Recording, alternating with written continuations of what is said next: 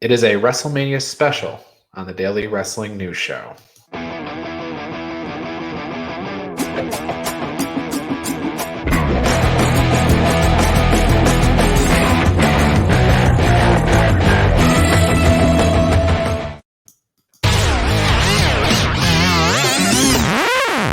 it! That's what I'm talking about. Wait! Okay, now, from the beginning.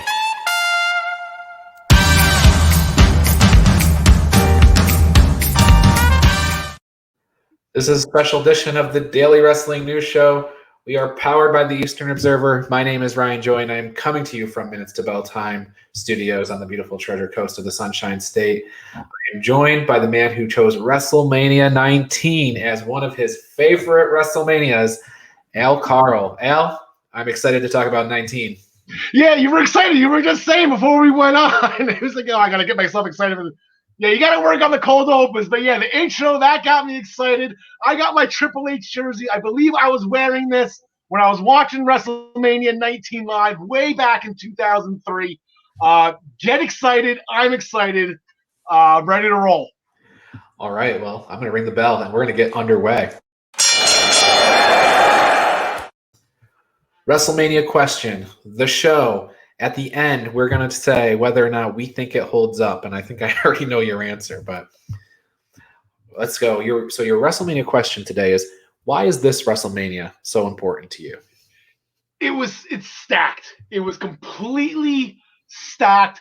There was not one bad match on the card. Every match had so much meaning for it, whether it was a title, whether it was a lawsuit, whether it was somebody's last match. Everything was just absolutely in an era where they had just split the brands for the first time right after WrestleMania 18. So you had this Raw SmackDown dynamic going where they didn't even cross paths at Survivor Series at that time too. They just stayed away from each other with the exception of the big shows.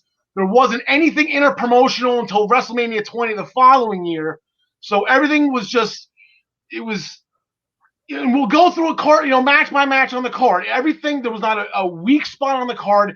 And then you had, they accidentally, I guess they were just filming it live just for the sake of filming a documentary after the fact. And I tried to look this up. It is not on the WWE network. It's the clips of it are on YouTube. But what came with the WrestleMania 20 DVD set was the documentary that was narrated by Jesse the Body Ventura called The Mania of WrestleMania.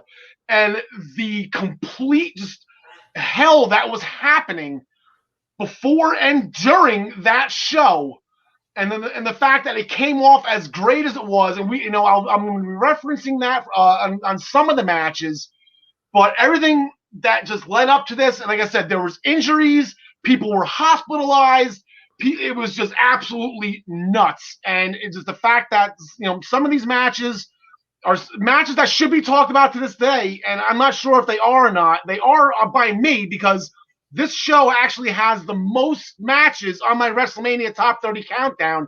I have mentioned all three of them on the Essential Wrestling Podcast, so I'm not spoiling anything here. But this show was just everything I could have possibly ever wanted, and another reason why I love it so much is because actually I watched with about 8 or 9 of my friends way back in 2003.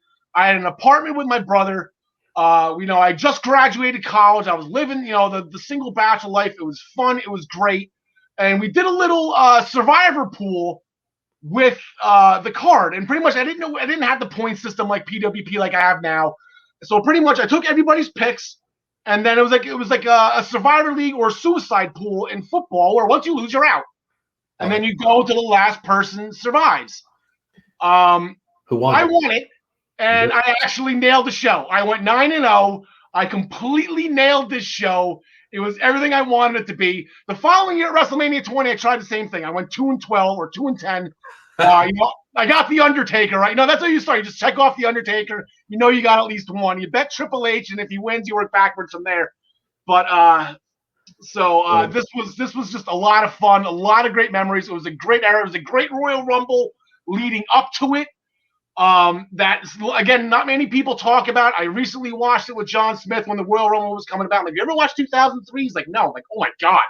Like, it was phenomenal. So I just absolutely, this just cover to cover, this was complete gold in my book. Blows my mind that you went 9-0, because as I went and did research on this, I'm reading all the, the critics reports and stuff on WrestleMania 19, and within the first paragraph, they're all saying they love the show, but they didn't anticipate the finishes. So it's kind of incredible to me that you went 9-0 on this. The critics thought a lot of the matches would go the other way. So, and a lot of them did, and I did take some gambles. And like I said, you check off the Undertaker, that's 1. I check off Triple H every year, that's 2, and then I work off Triple H going backwards. Yep. So if Triple H is defending, then I'm going to have Lesnar winning. And then, okay, well, then that's, I kind of just went that route. But the first match we're talking about, it was kind of a long shot. Not exactly sure why I took the winner in that, but I did nail, and that took out 7 of the 9 people in my Survivor pool right off the bat, because nobody had that. Well, before we get into the card, yes, we have to do the trivia. Yes. So let me play the bumper, and we'll get going on trivia.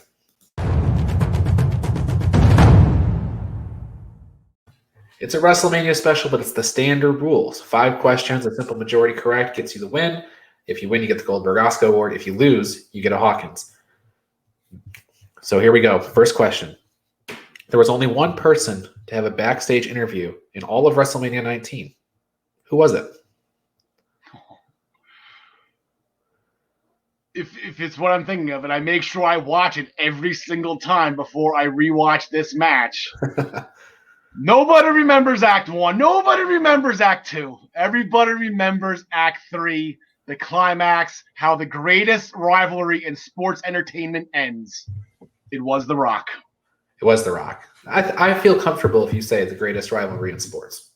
I don't think you need to say entertainment. In sport, maybe. Yeah, it's up there. I know Larry and Magic might have an argument with that, but okay, we'll do with that. All right, great. So 1 for 1, you got The Rock. How many WWE Hall of Famers were on the card? This is a brutal question for everybody, but I'll give you a choice. 7, 6, 5, or 4. 7, 6, 5, or 4. Hall of Famers. Current Hall of Famers today. Yes. So you got Kurt Angle, Steve Austin, Shawn Michaels, and Triple H. You got to count them, right? They're Hall of Famers. Shawn Michaels and Triple H. What you mean it was DX. Ric Flair. No, Ric Flair didn't wrestle, though. Booker T. Hogan.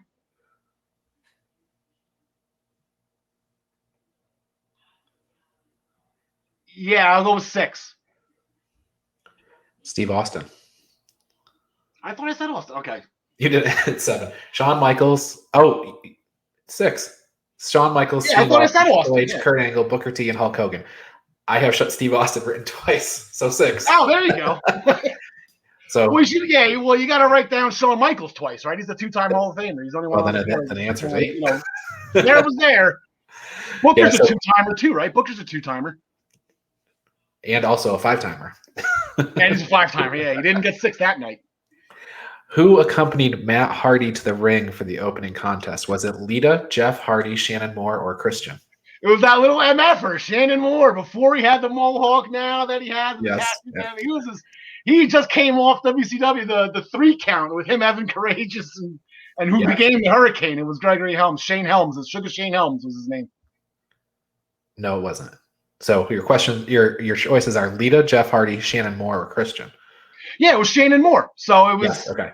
Yeah, Shannon Moore was in 3 count with Evan Courageous and Gregory Helms. It was known as Sugar Shane Helms. Shane Helms. Okay. I thought you were changing your answer to Shane Helms. I'm like, that's not right. No. Shannon Moore, the little MFer, attitude follower. All right, 3 for 3. Things are going your way as they typically do in trivia. Victoria entered WrestleMania 19 with the Females Championship. What was the name of the title? Was it WWE Women's Championship, Divas Championship, Raw Championship, or SmackDown Championship? The Divas Championship did not exist then, nor did the specific brands champions. The WWE Women's Championship was actually a Raw exclusive title.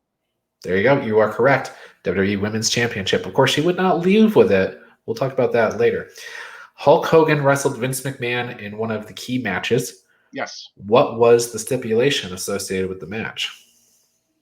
Well, it was a street fight where if Hogan lost, he was forced to retire. So it was actually, somewhat of a career-threatening match as well. That is correct. Perfect. It feels so weird to play those at the beginning of the show. Yeah. And it's funny how you gave me the Goldberg because he showed up actually the next night. So, we'll get into him after this, Absolutely, yeah. WrestleMania 19, March 30th, 2003, Safeco Field, Seattle, Washington. WWE reported 54,097 in attendance, a legitimate number. That was a record for Safeco Field and one of the top 10 biggest in WWE history at the time. $2.7 million gate was the fourth largest in company history. The Wrestling Observer reader poll, 86% of people gave it a thumbs up. 9.7% of people gave the show a thumbs in the middle. Only 4% gave it a thumbs down, and I don't know what show they were watching. Yeah. So that is actually remarkable for a WWE show from that newsletter to have that well of a reception. So there were no holes on this. They had every one of their star athletes, whether it be full-time or part-time. It was all hands on deck on this one, and it was absolutely perfect. And I just want to before we get into the main show, the trivia question we talked about, there was one thing that you would have got me on that I looked up and I couldn't remember. It was actually on the pre-show. It was on Sunday Night Heat. I couldn't remember who John Cena was supposed to have the rap battle with. And the guy bailed out because I guess, I don't know, he didn't want to do it or Cena was going to upstate. I forget what it was, but this was right when John Cena was baby Dr. Thuganomics. He did not have a match on the card. He was supposed to have a rap battle with somebody. I can't remember who it was. Well, it was supposed to be, let's see, Jay-Z? I don't know. That would make sense. I don't know. Well, I'll read this. I have a paragraph here on John Cena that I'll read sometime during the show, and we'll get back to that. All right. So it's a great show by any standard. Even the harshest critics were kind to it. Meltzer gave 3 matches a 4-star or better. Also, that's incredible for one show to give that many. Wade Keller said, "There may have never been another WrestleMania with as many major stars from so many different eras participating in important career matches that lived up to or surpassed expectations. Sunday's 19th annual WWE Mega Pay-Per-View has become one of the most well-reviewed pay-per-views of all time. It delivered a number of high-quality matches, including 2 Match of the Year candidates mixed with memorable moments, such as the first Vince McMahon Hulk Hogan match." Yeah. So critics are kind. That's always the first sign. Like if the critics are good to it, then you know that it's going to be well received. So. And he hit the nail right on the head. It was all hands on deck. If you were able to compete, you were on this card. Yeah, and you indicated earlier in your when I asked you the initial question of why'd you like the show so much, this show was hanging by a thread. Yeah. Like there were so many people that probably should not have wrestled that did. Yeah. And people walking away with injuries and things like that. And let's be honest, Hogan McMahon could have been a horrible match, but there's lots of emotion around it and things like that. And the storytelling was great. So yeah, there was a reason why they made that match a street fight. Nobody wants to see them have a technical wrestling match. That would have been bad. Right. So we'll get to Hogan, but we're going to start with the Cruiserweight Championship. Matt Hardy, Rey Mysterio. Hardy gets the win in 5 minutes and 39 seconds. Tons of interference from Shannon Moore, who we talked about. Yeah. Rey went for a victory roll, but Hardy leaned in like Owen Hart from WrestleMania 10 with Brett. Hardy grabbed the ropes, got the pin. Meltzer said it was too short with a flat finish, 2.25 stars. But Keller reported very good for a 5-minute match. Disappointing on a 4-hour show that they couldn't get the Cruiserweights more time, 2.25 stars as well. But seems to be consensus there. Well, here's the thing. They got time. That was the first ever Cruiserweight Championship match at WrestleMania on the main card and it is one of two ever.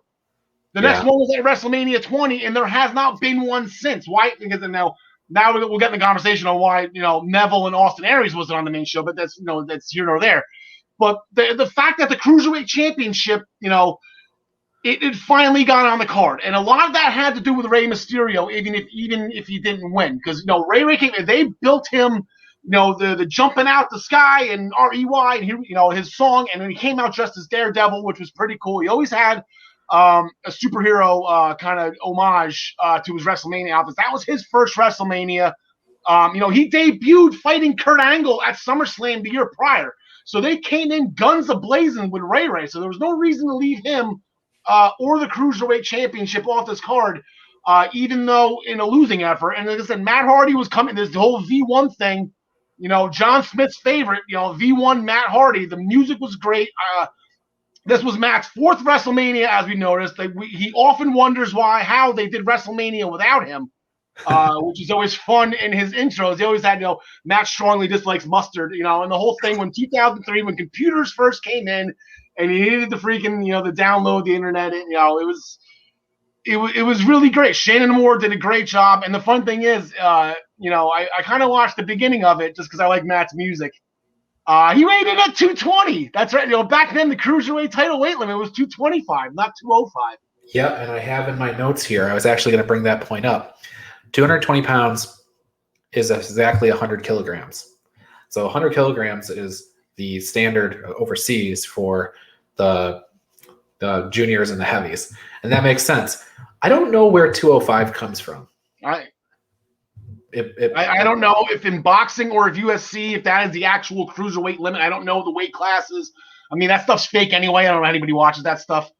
But, yeah, and Taz, in the weeks leading up to that, Matt was always cutting weight to win the title, and Taz, as the SmackDown color commentator, analyst, something. Matt's drinking tea this week as part of his, his weight loss regimen. Whatever. So it's Taz bought into it. Taz was a big believer of the Mattitude followers, and Shannon Moore being a little MFer, which obviously stood for Mattitude follower, the Sensei of Mattitude, you would call him. And what's interesting is if you go back and you read that Keller quote, and it was something you said too. Never been another WrestleMania with as many stars from as many different eras. Yeah. And then you start the show with Matt Hardy and Rey Mysterio. When he made that comment, he wasn't thinking about 2021, where you have Matt Hardy in a key match on a pay-per-view, and you have Rey Mysterio, who's still relevant in WWE. So, Dominic was probably yeah, very much so. Dominic was probably only maybe like 3-4 years old. Dominic wasn't wrestling yet at this point in time. But yeah, like I said, different eras and different things, and not even like as far as age with eras here. It's not like Shawn and Jericho that we'll talk about later. This was WCW. This was another fallout on the invasion because Ray wasn't involved in the invasion. So right. So we can move to match 2, Undertaker versus A-Train and Big Show. So Nathan Jones was supposed to be involved here, and he wasn't. Limp Bizkit plays the Undertaker down with Roland for his entrance. Critics were least kind to this match than any other on the show. Just probably not their favorite Undertaker match, but it was supposed to be a tag match with Nathan Jones. Jones did make it out towards the end. Taker would hit A-Train with a tombstone for the win. What's up, Al? You've been making a lot of faces as I. Okay. So as far as the critics go, yes, this is the one match I fast forward. If I do it all, like I said, I'll watch Taker's intro. I watched it this morning with my wife. I like Limp Bizkit, Fred Durst.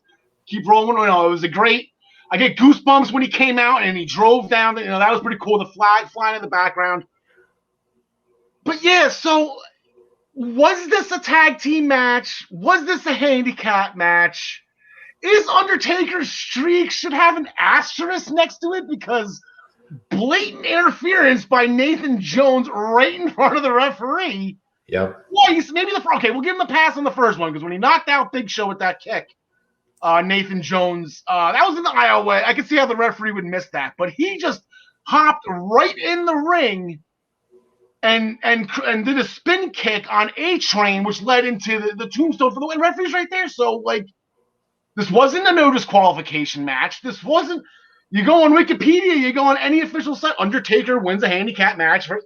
Yep. Did he? So if it was a handicap match, he should have been DQ'd. You should. Yeah.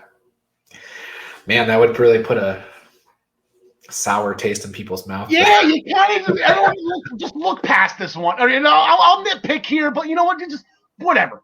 Tombstone, Taker at WrestleMania, the streak. I'm okay with it too. I'd rather the streak continue. Other than like, he lost at WrestleMania 19 when Nathan Jones got him disqualified. So Meltzer gave it 1.25 stars. Keller gave it 1.5. Keller said average action at best, and Meltzer and Keller actually were both terrified of that tombstone because A-Train. Yeah. It looked like A-Train was not going to walk ever again after that. He dropped him hard on that one. And it's funny, when they booked this match, it was a tag team match up until Sunday Night Heat when Show and A-Train took him out in the shower. Yep.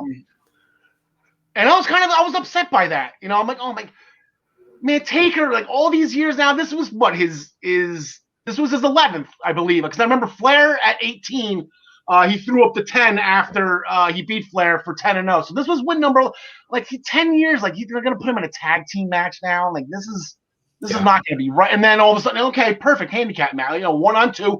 This looks badass. This is the I like that. I just don't. Yeah, they just everyone just looks past the fact that Nathan Jones should have been disqualified. Yeah, and I don't think we've seen Nathan Jones since. So there you go.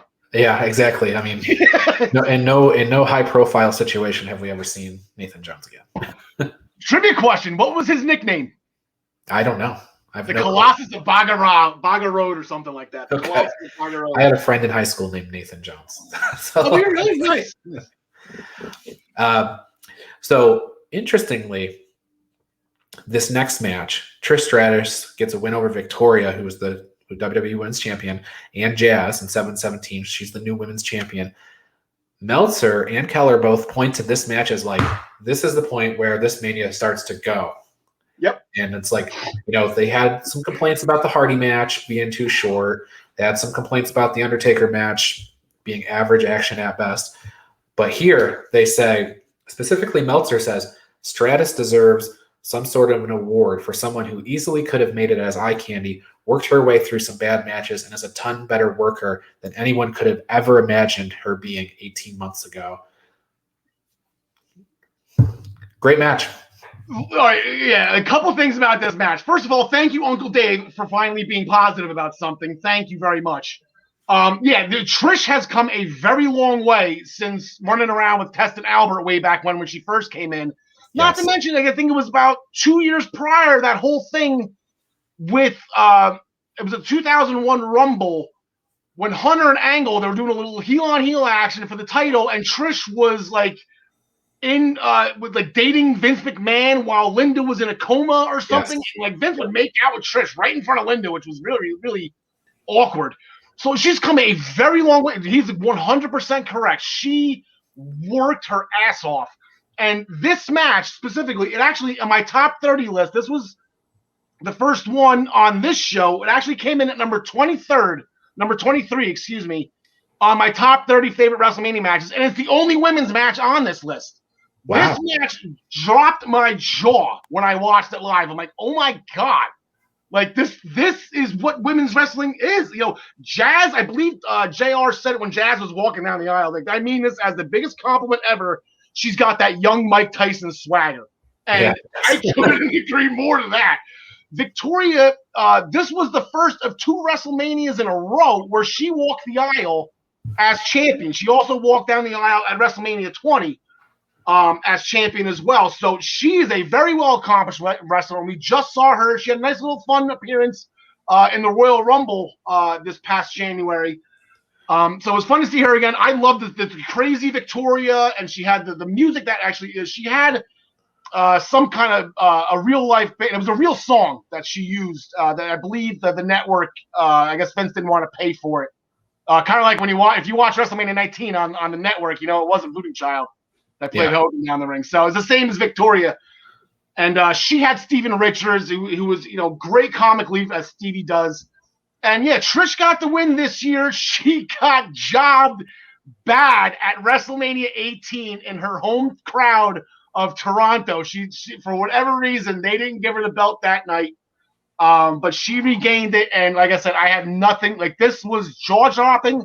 This was eye-opening. This was the launch pad. Trish, now that I guess Charlotte's in the conversation, is the greatest female competitor of all time. And, the women's evolution, is since then put on matches of equal caliber, but, nothing, you never remember, you never forget your first try. And this match was, for women's wrestling, was just absolutely just, it was a different level. Then, we backtracked to the catfight girls later on, but this was where women's wrestling, I guess the vision of where they wanted to be. Absolutely. And so Trish hits Stratisfaction on Stevie Richards. She hits the chick kick on Victoria to get the win. Keller points to Jazz's intensity in this match, and I think that goes back to what you were saying with the Mike Tyson analogy. I recalled seeing Jazz doing a Michinoku driver that actually ended more like a power slam. So it was a really impressive move, enough to where I took note. But this is where the show starts to kick off. They both gave it over 2 stars. Didn't give it quite 3, 4 or anything like that. But they noted intensity and the work here was the launching point for this WrestleMania. And there you go. So we're gonna be on a roll from here on out, and I know we're gonna hit some more of your top 30s. So you're gonna. But just real quick, just to rewind the WrestleMania 18 again. I do believe Jazz won that match. I think she walked in and out as champion at 18. Not exactly. I think Jazz did win though, but it was a triple threat match also. But it was Trish, Jazz, and Lita. And I remember this match with Victoria subbing in for Lita. Maybe because it's a year later. Maybe because Trish and Jazz had a year under their belt to work together. Maybe that's the reason why it was better. But that'll just go to show you, everybody loves Lita. Lita's so great.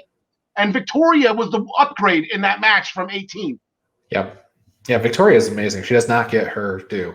No, she does not. She should be in the Hall of Fame. Like I said, you walk the aisle twice at WrestleMania as champion, and you defend it one of those 2 times. Come on. Well, they haven't made any announcements this year, so we'll see. As of this taping. Good point. The coach has an interview with The Rock, who we talked about earlier. The Rock talks about the people that booed The Rock last year. He could care less about the people. This match with Steve Austin is his holy grail. Act 1 and Act 2 don't matter. The only thing everybody remembers is Act 3. So that is the setup. We have our match a little later on that we'll get to. And then finally. And that's it. No, finally, yes. Match 4. Eddie Guerrero, Chavo Guerrero versus Chris Benoit and Rhino versus Team Angle, who are the champions. 8 minutes, 46 seconds. Rhino hits the gore on Chavo. Benjamin makes the cover for the win. Great match, Al. And here we go. Is that the second of the 3 matches that made my WrestleMania top 30? Yes, I know these are my favorites. This match was just completely off the hook.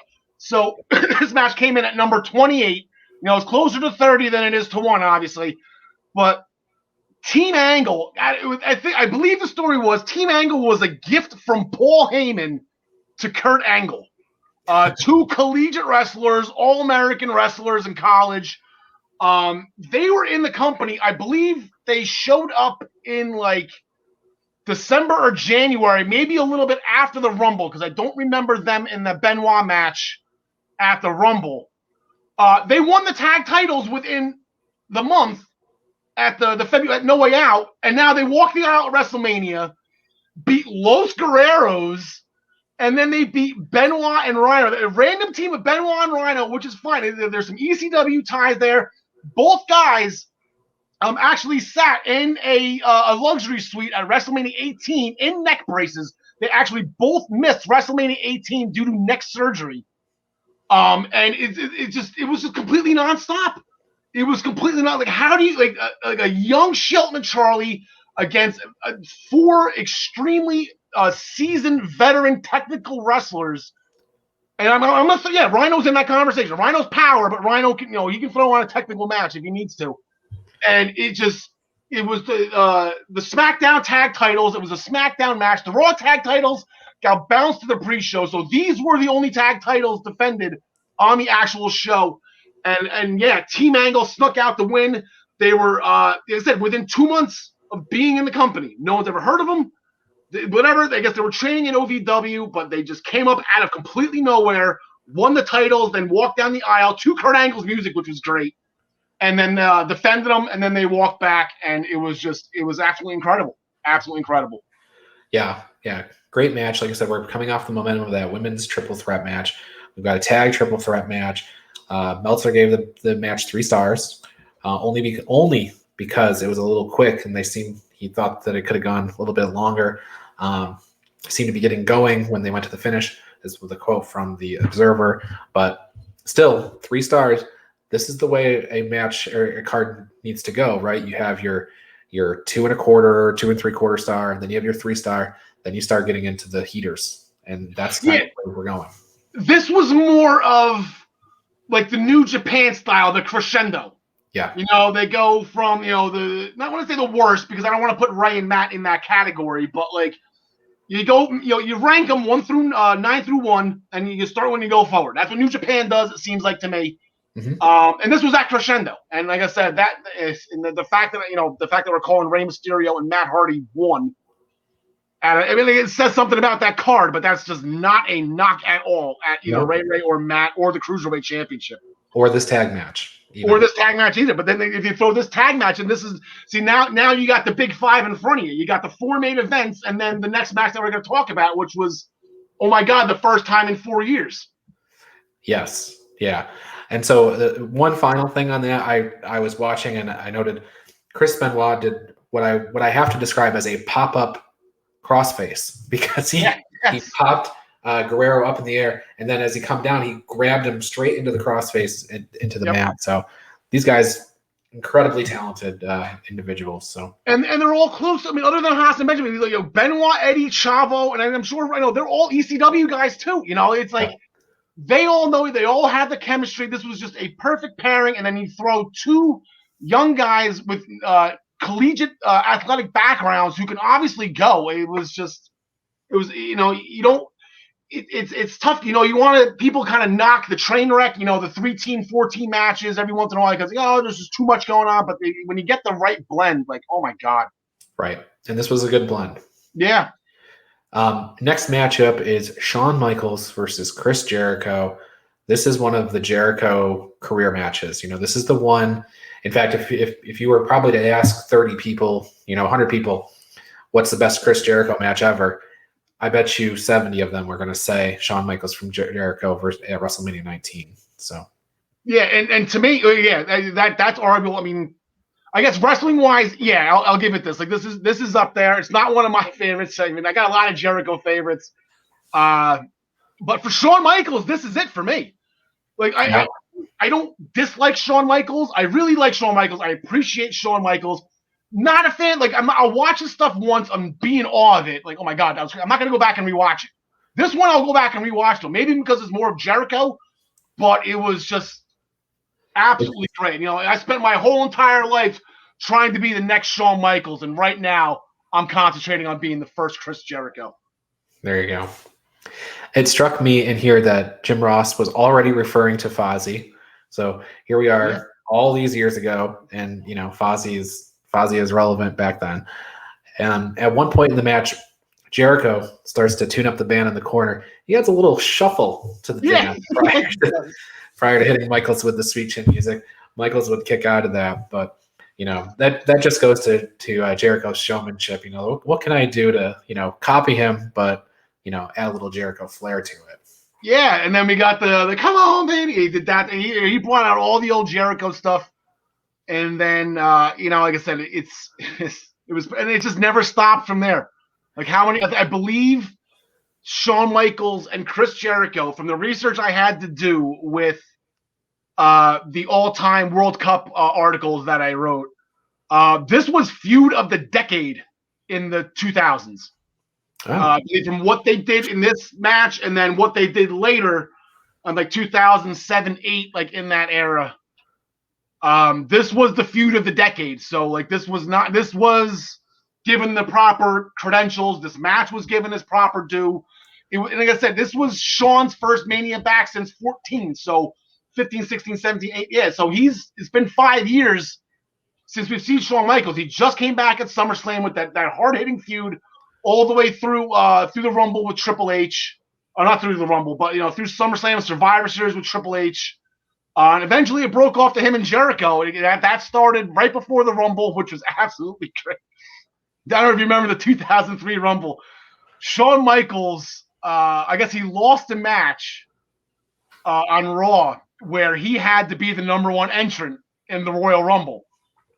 Jericho then in turn won a match where he could pick any number he wanted. And he's like, I'm not letting Shawn Michaels upstage me. I'm taking 2. So that's, you knew going into that Royal Rumble that it was starting with Michaels and Jericho. And it was, I think Michaels lasted all of 30 seconds. Like that was a beautiful setup by Jericho. Let me run through how this match closes because I think it was a really interesting and fun finish. Yeah. Yep. So Shawn climbs to the top rope, seemingly for his elbow drop. The crowd is going completely bananas for this elbow drop. But Jericho pushes Charles Robinson into the ropes, causes Michaels to fall, crotch himself on the turnbuckle. But no worries, Michaels would get that elbow drop in a few moments later, and the crowd, like I said, comes unglued. You see the camera shots going everywhere. And this is the setup, right? So the crowd's going nuts because we know we're getting Sweet Chin music. Michaels stood in the corner. He tuned up the band, but Jericho slipped out of the way of Sweet Chin music. Jericho grabbed both legs into a double leg takedown, went straight into the walls of Jericho. HBK would crawl to the ropes, but Jericho would pull him back to center. Eventually, Shawn would squirm and get to his way to the ropes. The referee breaks it up. As Jericho is pleading with Little Nate Charles Robinson, Michaels must have tapped out. Michaels made it to his feet. Jericho turned around, straight into Sweet Chin music. 1, 2, no. Jericho kicks out.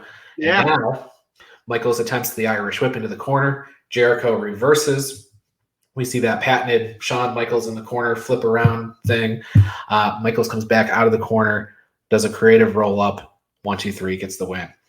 So it was kind of a shocking win. I don't want to say it came out of nowhere because we had the elbow, we had the Sweet Chin music, we had the walls of Jericho, but it wasn't one of those traditional moves to the finish. It was a roll up. No, like I said, this was to keep everything going because then after the match, I looked up to Michaels fell for it, hook, line, and sinker, and then the low blow, crowd boos. Jericho spits on him. It was great Jericho. Good, it was one of my favorite Jerichos was that era. Keller says, excellent match, surprising finish in the sense that now is the time to elevate stars who can draw at house shows over every weekend, but the match was good enough that not much damage was done. For not wrestling often over the past several months, Michaels delivered a nearly prime of his career level performance, 4.25 stars. Meltzer also gave it 4.25 stars and also wished that Jericho would have won. But then you go post-match low blow and a hug, or hug and a low blow, and there you go. Yeah, it's the Shawn. You got to build Shawn back up. He eventually lost that feud with Hunter.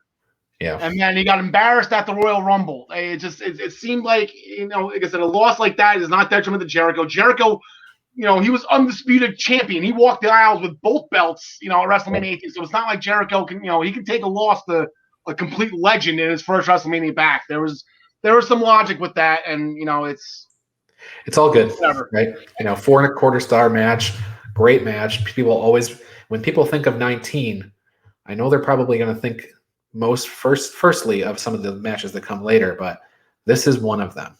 This is 100%. Yeah, 100%. This is in the conversation. And I was just about to say, I forgot what I was about to say. Forget it. We're going to Limp Bizkit next. I don't know what song it was, but they got another opportunity to play some music after this match. So it's kind of like halftime, I guess.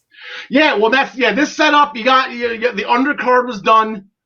Now it's the big four. Now there was a 4-main event. You got 2 heavyweight championships. You got a career on the line, and you got the ending of the greatest rivalry in sports entertainment history. Arguably, Well, but I don't. And of course, what you're referring to is the Miller Lite Catfight girls Yes. facing off with Stacy Keibler and Tori Wilson. Yes. Uh, Yeah. They have a match on the bed. Stacy pins the coach. Probably don't need to say much more. Well, that's it. It was fun having them. Argue back and forth. Those were the commercials back then. They never agreed on anything, and it was just. Yeah. Hulk Hogan, Mr. McMahon, Hulk Hogan, Mr. And then the big argument was where were they going to have this match? The one girl wanted it in the ring, the other girl wanted it in bed. So that was a fun, the crowd moment right there, popping every time the one girl said in bed. Yeah, and if this is something that you're really interested in and you want to see, you're going to have to probably go watch WrestleMania 19 because you're not going to see that on Raw these days. No, yeah. So. But that's what Tori and Stacy did. That was their big thing, and they worked at it, and they were good at it, and they didn't care. They liked the attention, they liked being looked at, and they were better at that than they were in the ring. So it's it's all in your mindset what you want them to do. Trish didn't want to be that anymore. Trish wanted to be the wrestler, so that's why she went a different way. Yep. So match 6, Triple H versus Booker. Okay, I'm sorry. Can you hold on 1 second, Ryan? Excuse me. Okay. World Heavyweight Championship on the line. Triple H versus Booker T. 18 minutes, 50 seconds. Very good technical Ric Flair style match. As you hold up the World Championship with your Triple H football jersey on. That's it. I got my Triple H football. Here's the plaque, the matte plaque from WrestleMania 19 right here. Under the one from 2000. This was a great night. Man, you must have been. If you picked this, you picked this match. I think a lot of people would have expected Hunter to win here. Yes. But I think people were in Booker's corner as well, and we'll talk about that a little bit. But very good, like I said, Ric Flair style match. Hunter pulls out the Indian Deathlock. Yes. Jim Ross, they put this move over like crazy because we haven't seen this move in years and stuff like that. That was the focus, right? They focused on Booker's leg the entire match. Yeah. And toward the end, Booker T hit the flipping leg drop from the top rope. And when I say flipping, I'm not trying to substitute for a swear word. He literally flipped and hit that leg drop. It was the Harlem Hangover. He called it the Harlem Hangover in WCW. He called his finisher in WCW, the Harlem Hangover. But Flair, he put Triple H's legs on the ropes. So he didn't get the finish there. Booker's leg was completely shot at this point. Hit the ropes, fell to a knee. Hunter put Booker in the pedigree. And after a long time, how devastating is the pedigree, Ryan? Oh my God, that move when he was on his game in 2003. No pun intended. He was on his game. How devastating was the pedigree when he was on the top, when in his prime? He had this belt for 8 months, 9 months, 10 months, whatever. He had a brief hiccup with Shawn Michaels at the Survivor Series, and he got it back. This was the best Triple H there was, and that pedigree was devastating. He was down for like a 50 count. That was incredible. Yes, yeah. Well, and it's interesting because Booker was on his stomach for the pedigree, obviously, but by the time Triple H made it over to him, he was on his back. He's like, so when you take the pedigree, when you have a head injury, I believe medical reports say it's easier to breathe when you're on your back. So Booker T was pretty much, just trying to make sure he was, in concussion protocol at that time. Keller summarized the match in an appropriate way, I think. After 10 minutes of back and forth action in Act 1 of the match, Hunter dominated Act 2 by working over his leg for 5 minutes, setting up Act 3, which saw Booker's spirited comeback fall just short due to his knee being too weak to support him. 3.25 stars. Meltzer gave it the same rating. And I think everybody kind of points to that pedigree and the length of time as a little bit of a burial of Booker T, which I know you'll smirk at that. Okay, but so in seriousness though, there is a little bit of controversy associated with this match, and I think we can't not talk about it. So even in the pre-match promos for the match, you hear it. The someone like you being world champion gave a lot of people racial tones to this match that is unfortunate and stuff like that. But everybody thought Triple H should win, but that was out there, and it was kind of rubbed some people the wrong way. So I just want to mention that is unfortunately an undertone of this match. Yeah, they did a whole thing on Booker T's. Booker T's actually not from Harlem. He's from Houston, Texas, but he didn't have an easy upbringing. Right. It's almost someone like they used that again when they were talking about Kurt Angle and Eddie Guerrero the following year about Eddie Guerrero being a drug user. So I'll disagree. Maybe at the time, it sounded like that just because of who Booker T is, but it's a poor person, somebody that grew up in the ghetto. I don't think. There's ways around that, which is why they use that storyline, and that's sympathy for Booker. That's more people in Booker's corner, because obviously you needed that support with everything that was happening with Angle and Lesnar. That was the big match. That's what everybody wanted to see, and that was the SmackDown title. So this title on Raw needed something more because it was also getting overshadowed on that show by Austin and Rock. So it was like, how do we get this? Like, how do we do this? And I guess that was the route they chose. The only story that, I think Booker T won a battle royal to earn this opportunity. I believe it was right after No Way Out to determine how. So this was, and to tell you the truth, Booker was the top guy. He was the top babyface at that time. And if you scrap Austin and Rock, then you have Triple H and Booker T, and then you got Shawn and Jericho. And those are your top guys on Raw, and they there was a nice pair off. I'd rather there was like stories are story. It happens. Booker T the year before fought over a shampoo commercial. Come on. Very good. All right, well, let's move on to Hulk Hogan and Vince McMahon. Real quick before we do, just so you know, this was Triple H's third successful title defense in WrestleMania history. That is a record at WrestleMania 25. That was his fourth.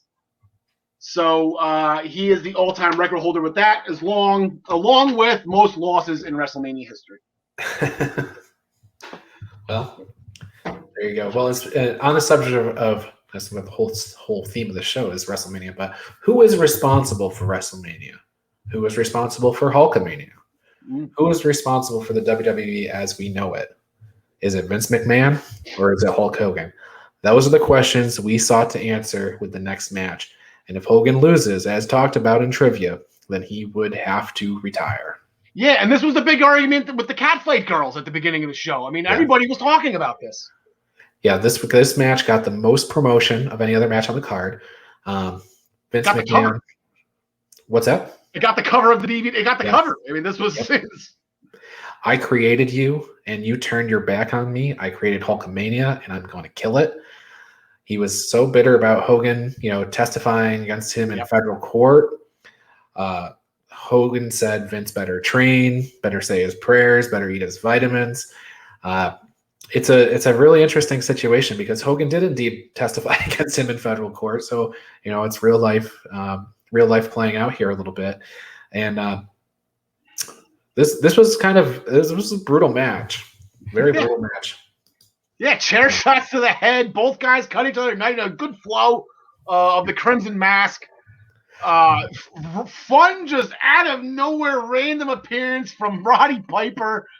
And I remember watching this. I'm like, if there's anybody that hates Hulk Hogan more than any, it's Roddy Piper. People hate Hulk Hogan plotline wise, but if there's one person who hates him the most, it is Roddy Piper. That was a nice little touch that they put onto that because Hogan's career is on the line. Like Piper would have had the last laugh if he was the reason why Hogan had to retire after 20 years, whatever it was. So here's the situation. At that point in the match, both guys are already incredibly bloody, right? Blood running down both their faces. The man comes in wearing a trench coat. Who is this? It's Roddy Piper, as you say. He kicks McMahon and calls him Junior. Yeah. Vince hates that name. Vince does not like that name, Junior. And Piper then turns and hits Hogan with the pipe. So he wasn't really endearing himself to either man, but of course it seems like he was more on Junior's side than Hogan's. He hates Hogan. No, I don't think he had anything to do with it. He just hates Hogan. Since before WrestleMania 1. I know they had the first main event at WrestleMania, but it goes way before that. He hates Hogan. So after Piper leaves, McMahon crawls to Hogan and makes a cover for 1, 2. Hogan kicks out as Michael Cole screams, "There's still life left in Hulkamania." And McMahon hits Hogan with the pipe again. The crooked referee comes to the ring. McMahon hits Hulk with the signature Hogan leg drop. Ref counts 1, 2, and Hogan kicks out and Hulk's up like crazy, face full of blood. Get rid of the referee. We got 1 punch, 2 punch, 3 punch. Hogan hits McMahon with the big boot. Drops not 1, not 2, but 3 signature leg drops for the pinfall victory. Hogan lives. Hulkamania continues to run wild is the call.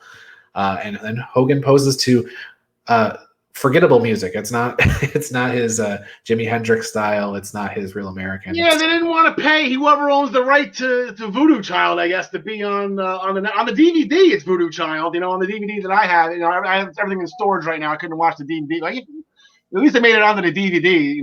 Voodoo Child, Jimmy Hendrix. Because he had the Hollywood Hogan. He didn't go back to Real America until he became Mr. America. Right, that was the last time. Yeah.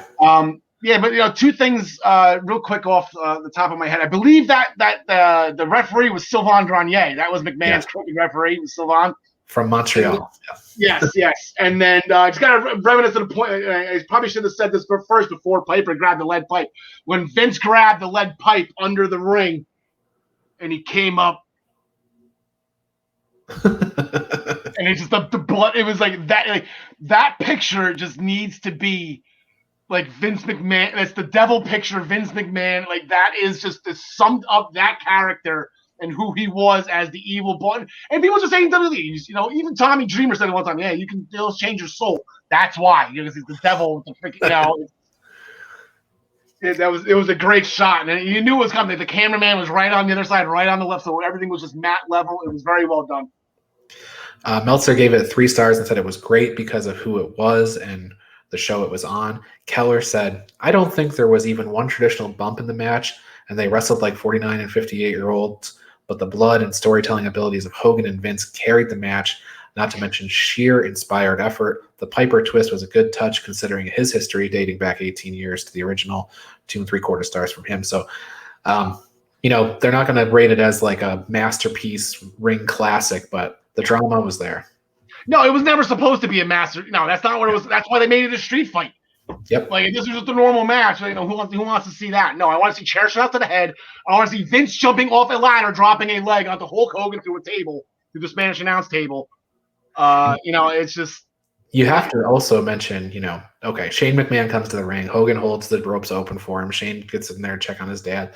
They have a little moment where they look at each other or whatever. Yeah. And Hogan goes to leave, but as he's leaving, Vince McMahon, he doesn't have the energy to do like a full sit-up or anything, but he gets his head off the mat just a little bit, and there's blood gushing down his face as he raises not one but both of his middle fingers to give to Hogan as he leaves.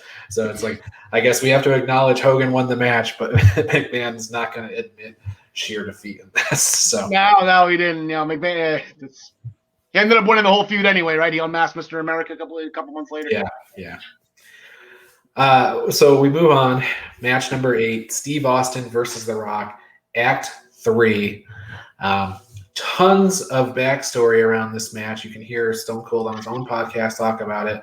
Yep. And virtually, any time he talks about the end of his career, he goes on in detail to talk about this match and the relationship he had with The Rock and stuff, and how they wanted so much to do a good match here. But we talked about it earlier. This whole event was hanging by a thread, and Austin was in the hospital the night before. I want to say up until like an hour before. Like, I think he just got there maybe like within the hour and a half before they were supposed to go out. Yeah. From the Wrestling Observer newsletter, here's what was written at the time. Austin, 38. That's how old Austin was at the time. Austin, 38, agreed to wrestle and was told in no uncertain terms that if he were to continue his career, everyone was flirting with disaster. Austin was in the hospital most of the night before the show, although not directly due to neck problems. Austin had 2 vertebrae fused by Dr. Youngblood in late 99 after suffering from spinal stenosis, which is a narrowing of the spine, which he was born somewhat with, probably worsened playing football and was thrashed by pro wrestling. In particular, his injury in '97 with Owen Hart. His C6 and C7 vertebrae are in need of fusion. His spinal stenosis has worsened and is suffering from spinal deformity. His hospital visit was related to the stress and anxiety about going through with his final match, given the condition of his neck. The doctors in Seattle did not want to release him to wrestle, but Austin was there. He did wrestle, and it was his last match. And the irony of the situation is not lost on me that the back of his vest says bulletproof. Yep. And he's clearly way more vulnerable than he would ever allow us to think. Well, the character was bulletproof, right? Steve Williams might not have been. There was nothing stopping Stone Cold from being there. And you heard it, but before we get to the Rock's entrance, because that was incredible. But when all that glass hit and Austin's walking down the aisle, the toughest son of a bitch to ever lace up a pair of boots. And you're just like, you just think it's just Austin. You're talking about. Then they said the mania of WrestleMania, where they detailed it was the stress of the match, him knowing it was going to be his last match, and he didn't tell anybody. I think the only people who knew were Vince and Rocky, to tell you the truth. Yeah. And it was just it was everything plus like energy drinks and coffee. It was just a holy thing, and it knocked him out for a while. And he's got to do it. He's got to do it. It was his last match. And he knew it, and that was the reason why I think he wanted to go through it. That was the reason why it was Rocky. That's why you brought Rock back for this. Rock came back and he fought Hogan the month before to avenge that loss, but that's another thing. But this was everything, and that's still to this day. Austin walking down the aisle at 19, that shot is still used to this day when talking about WrestleMania. Mm-hmm. And then going back, speaking of which, I forgot to mention during the Trish Stratus match. Her entrance at 19 is in the beginning. You see it every week, 3 times a week, and then Now Forever segment. So, but then Austin was unbelievable what he did, and you can kind of see it throughout the match. You just see it's just like he's getting slower and slow. It's just it was almost poetic to the point if you kind of wish it wasn't true. It wasn't real. Yeah, I mean, when Meltzer writes it and says, everyone was flirting with disaster. That's what he was told. So I can imagine like, okay, well, I want to go out and I want to have this storybook ending to my career at 38 years old. But man, all these things in the back of my head, if I take a bump the wrong way, I could be lights out for, maybe. Yeah. So, but we have the match, and you mentioned the Rock's entrance. Yes, you get. I love it. Hollywood Rock was my favorite Rock. Corporate Rock's up there too, but it's Corporate Rock couldn't get it done at 15. Babyface Rock couldn't get it 17. Hollywood Rock, the intro with the helicopters and the traffic in Los Angeles. It's good. Oh, it's just so the slow saunter of his music. It was the same music, but just the slow saunter and it's so good. Jim Ross calls out during his entrance that Rock might be the greatest third-generation superstar in wrestling, and who else is even in the conversation? It's between him at that point in time. It was between him and Chavo, I believe. Yeah. So, I think it's funny. Meltzer had a list of like 3 people. Like who else? Yeah, Randy just started in 03. He came in for a cup of coffee and he got hurt right away. So I think there was on Sunday Night Heat, there was a Randy News Network report or whatever he was doing to update everybody on his injury back when he had curly hair. Yes. So as the match, we eventually they get to the ring. The bell does ring, and we have the match. The Rock.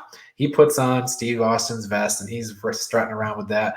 And he takes a rock bottom himself for that. So Austin hits the Rock with the rock bottom. Doesn't get the W there or anything. But you fast forward toward the end of the match. The Rock hits not 1, not 2, but 3 rock bottoms, gets the win.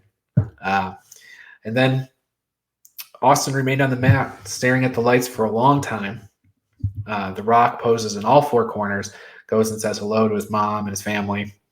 He walks out.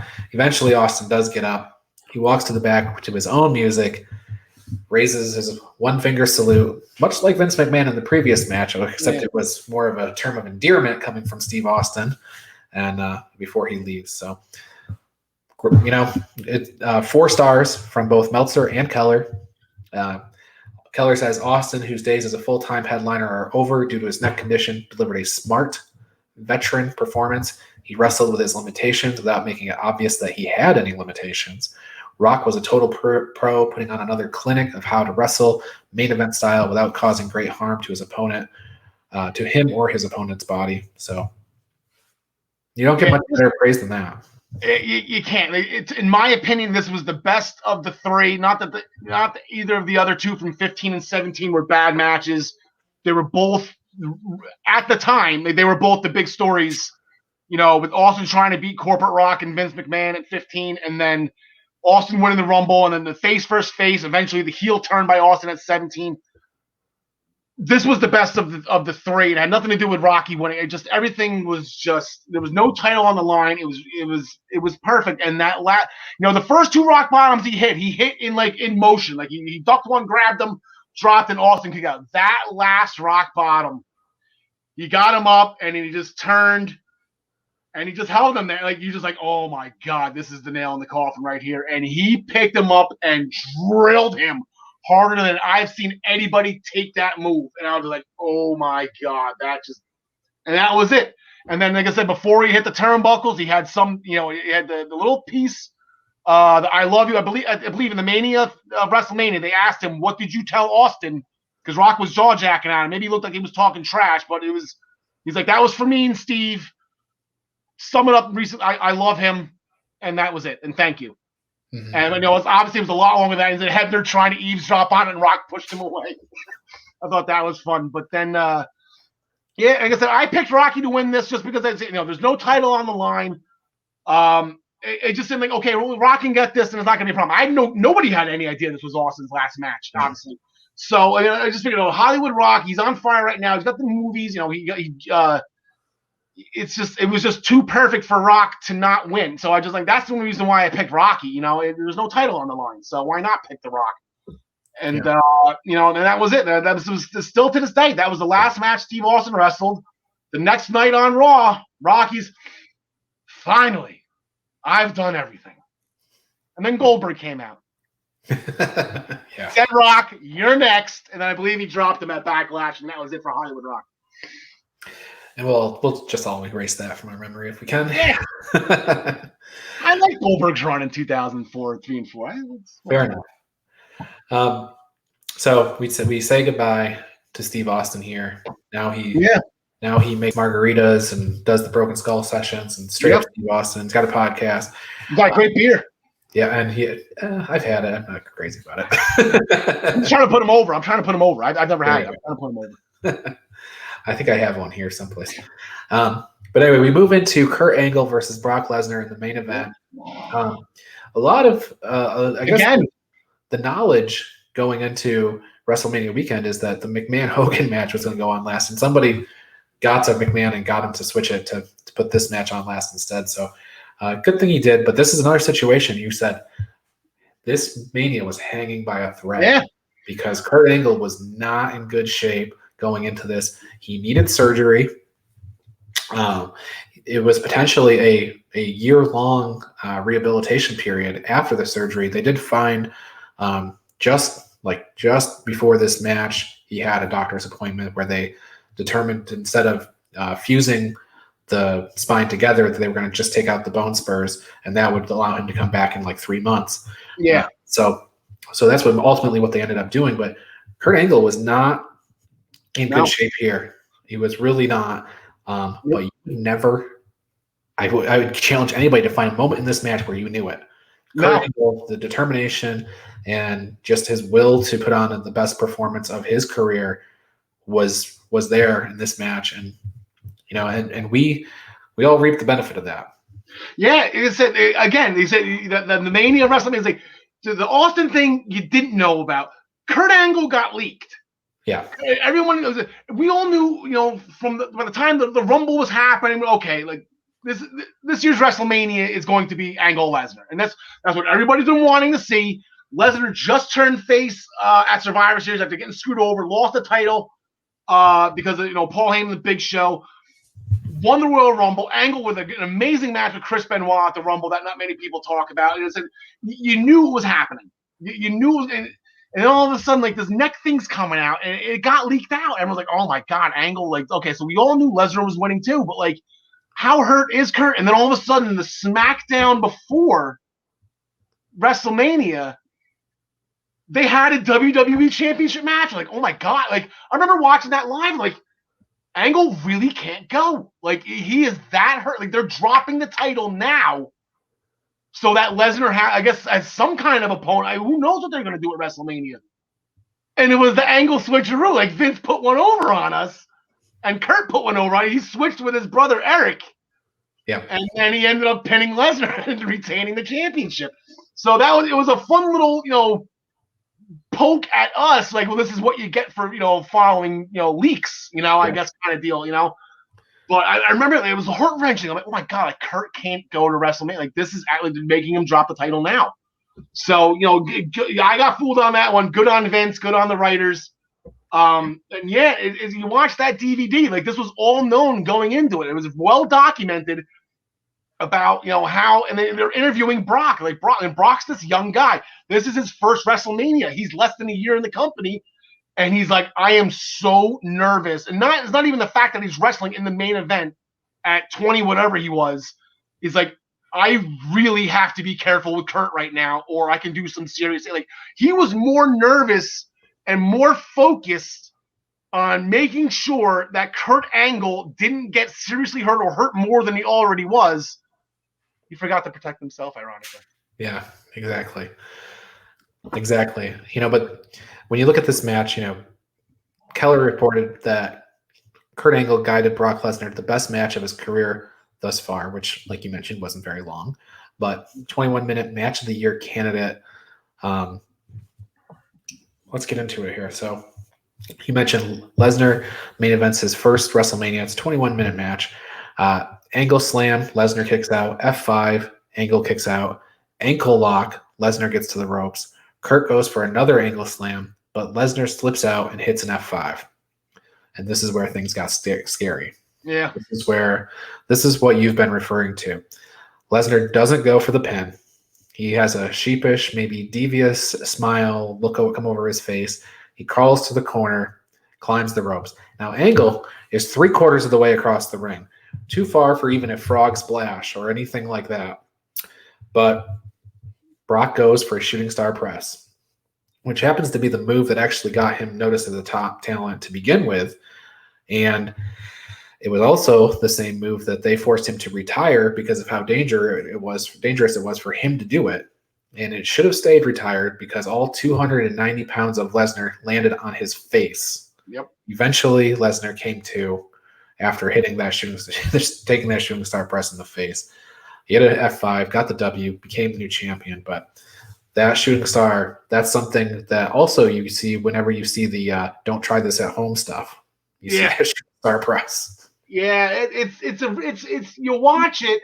I don't laugh at that. This isn't Matt Sydal slipping at the casino ladder match, whatever that match was. This isn't. And I feel bad. He's hit the move before. There was video footage of him hitting. Like you said, he does this. Yes. Angle too far. Yeah, Brock put him there though. That's the gonna blame himself for that one. That's where he F5'd him. But like, you're this young kid. You're this young kid. You just won the WWE Championship. For him, it was the second time, but you just won the WWE Championship in the main event against a future Hall of Famer. And you don't remember it. Like, it's like a really, really sad thing. Like, this is supposed to be, and probably like it's one of those, you never forget your first time, right? Brock did. He never, and it's a really sad way to look at it. But it's these two guys. The commentary was good here. A lot of talk about how their amateur backgrounds. Obviously Kurt, 1996 Olympic gold medalist, Brock Lesnar, NCAA champion. But yeah, to your point, great match. The critics are giving it 4.25, 4.5 stars. Yeah. But Brock does not remember the end. Now, like I said, and you see it too. Like he couldn't even get to his feet. He couldn't even get to his feet at the end of that match. Eventually he did, and he kind of, Yeah. He was handing out for Angle, and Angle even said on the documentary too, because they filmed it afterwards too. Like, oh my god, like he was out, like he had no idea, and even Brock said, I was out. But it's an unfortunate thing. It was a great match. It delivered what everybody's expectations were. Even with, like I said, you never knew Angle was hurt, and it completely delivered. Those were the top two wrestlers at the time. And like I said, this was the time, the WWE draft. Brock got drafted by Raw, but when he beat The Rock, he jumped to ship to SmackDown. He was supposed to appear on both shows, and he's like, "Nah, I'm going to go to SmackDown." Stephanie's going to pay me more money to wrestle over there, and it's just completely screwed over Bischoff. But it was you had the names on Raw. You had Triple H, you had Jericho, you had Michaels, you had Rock and Oz. You had the names on Raw. You had the wrestlers on SmackDown. And it was Angle, it was Lesnar, it was Benoit, it was Eddie. It was Team Angle, whatever. This was it. Like, this was the one that everybody was looking forward to since the Rumble. Like I said, everybody and their mother had Brock Lesnar winning that Rumble, and Kurt Angle beating Benoit and eventually leading to these two. So, and it did not disappoint. Those are the two best wrestlers at the time. Those might be the two best wrestlers in history. That might actually, other than maybe Angle and Guerrero, that might actually probably be the best wrestling heavyweight championship match in WrestleMania history. It's high praise. High praise. Like I said, 4.25, 4.5 stars. Yeah. But they're high ratings. And we had many of them on this show. Maybe Dave was drunk during that show. I'll tell you, so it comes down to, as we tape this in 2021, we recently had a takeover on Valentine's Day. Dave gave most of those matches 4 stars, only one below 4 stars. So, if it's the wrestling that the critics pay attention to, not the drama and stuff like that. So that's where you get the stars. And the wrestling on the show, this was a wrestler's show. Like I mentioned, one interview besides the catfight girls. There was just the one backstage interview. So this was a wrestling show. This was, and it did not. This was all hands on deck. And like I said, it's just if you can find some way, I don't know why it's not on a WWE network. But that Mania of WrestleMania documentary, it said it was narrated by Jesse Ventura. It covers, the Undertaker streak, with Michael's return, with Angle's surgery, with Austin being hospitalized. It was just a roller coaster. It was an absolute roller coaster. And like I said, we didn't even know half of it until after. Yeah, and I think following Mania, I think Michaels was hurt, Taker was hurt. Obviously we talked about Angle being hurt, Rock's Hollywood, so. All these guys were 19. Oh, yeah. 19. Yeah. So so we come to the question. Show's over. We talked about it all. Does this WrestleMania hold up? And let me just tell you what the critics have said. Keller, it turned out to be one of the most memorable, critically acclaimed pay-per-views ever, with career moments for Lesnar, Angle, Hogan, McMahon, Austin, Rock, Michaels, and Jericho. And Meltzer said all that counts is that WrestleMania was a phenomenal show. Of all the WrestleManias, it probably ranks number 2 behind only X7. He said that at the time. So, benefit of 20 through 37. I say it holds up. There's some things, the catfight girls and stuff, that probably would never happen today. But, God, that wrestling was good. No, like I said, it was cover to cover. Like I said, there's really only one match you can fast forward, and it's The Undertaker. And you're not going to fast forward The Undertaker. And like I said, just his entrance alone was absolutely phenomenal. No, this 100% holds up. 9 matches, not really. If you want to call the tag match a car crash, fine, whatever. It was fun because there was 6 guys. But you can't get. And he said at that time, probably the greatest women's wrestling match in history up until that point. And then up until what Charlotte, Becky, Sasha, and Bayley did. Starting a takeover and then forward into their WrestleMania matches. So like this is my favorite. And it's just cover to cover. It does not disappoint. I'll watch it over and over and over again. The atmosphere was great. I thought the coloring on the ring and the black ropes, I thought that was all everything about it was perfect. Everything about it was perfect. It's interesting that the look and feel of Safeco Field. I mean, we didn't talk about that at the beginning of the show, but it's different than a lot of the other ones. Yeah, it just has a different vibe to the look, and you mentioned kind of with the ropes and stuff like that, so it's kind of sprung to me. But that's why you can pick out that Trish Stratus entrance so vividly, because this WrestleMania was a unique look. I don't know if it was the blues or what it was, but yeah. Who knows? Like I said, it was. It was weird because you figured it. Like I guess the first part of it was daytime, right? Seattle. If this was starting 8:00, on the East Coast, so what is that? 5 over there. My math was correct. yeah. So it's you had a little bit of daylight on the pre-show. Where Storm and Morley beat RVD and Kane with the help of the Dudleys. That's something you didn't even have the Dudleys on the show. Like, oh my god, like they didn't even make the main show. Rob Van Dam didn't make the main show. Kane, that broke Kane's WrestleMania streak. He didn't make the big. That's absolutely crazy. Plus John Cena and his rap battle. Yep.